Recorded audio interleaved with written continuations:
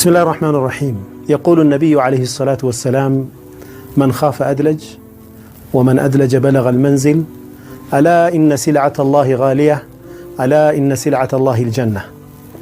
نبي عليه الصلاة والسلام أبو هريرة بزقبوت حديث لا من يلالو من خاف أدلج يفرى سو يقزو ركات ياساسبو سو مالدو ينسى، ومن أدلج بلغ المنزل مالدو يتنسى በጊዜ የሚፈልግበት ቦታ ላይ ይደርሳል፣ የሚሻው ቦታ ላይ ይደርሳል።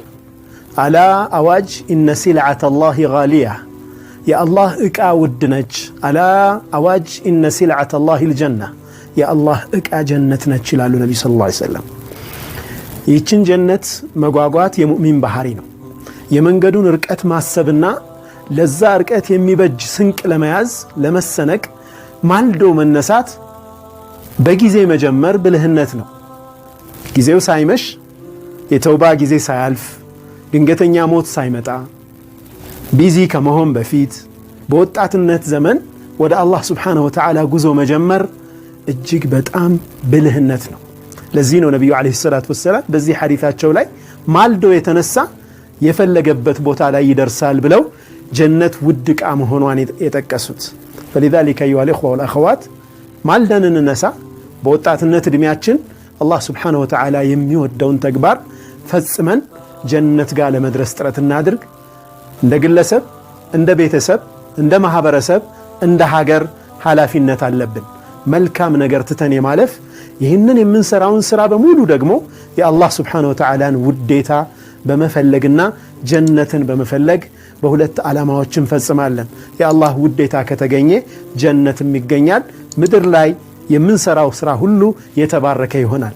እያንዳንዷን እንቅስቃሴያችን ለኔ አላህ Subhanahu Wa Ta'ala እኔ ይህንን ተግባር በመስራቴ ለኔ የሚሰጠኝ የሚሸልመኝ ነገር ምንድነው እያልን እናስብ። የሚያሸልም ስራ ነው ወይ እየሰራን ያለነው? እንደ ቤተሰብስ ቤተሰቦቼን የሚጠቅም ዱንያ አኺራቸውን የሚያስተካክል ተግባር ነው ወይ እየፈጸምኩ ያለሁት? እንደ ሀገርስ ሀገሬን የሚያፋፋ የሚያሳድግ የሚያበለጽግ ተግባር ነው ወይ እየሰራው ያለሁት?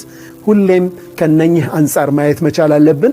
ተግባራችን ህይወታችን አላህ Subhanahu Wa Ta'ala የሚወደውና ለራሳችን ለቤተሰቦቻችን ለወገኖቻችንና ለሀገራችን የሚጠቅም ተግባር ፈጽመን ለማለፍ ቁርጠኛ ሐሳብ ላይ መድረስ አለብን እላለሁ። ይህ እጅግ በጣም ወሳኝ መልእክት ነው። በዘመናችን ሀገራችን ያለችበትን ሁኔታ ሁላችንም እናውቃለን።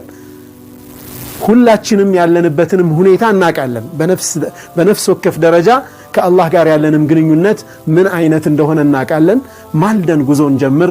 ወደ አላህ Subhanahu Wa Ta'ala የምናደርገው ጉዞ የተቃና ይሆን ዘንድ ነገ ዛሬ አንበል፣ ዛሬውኑ ወስን መልካም ሰዎች ለመሆን መልካም አሻራችንን እዚች ምድር ላይ ጥለን ለማለፍ ሁላችንም በርትተን እንስራላለሁ። አላህ Subhanahu Wa Ta'ala በሰማን የምንጠቀም ያድርገን። ሰላም አለይኩም ወራህመቱላሂ ወበረካቱሁ።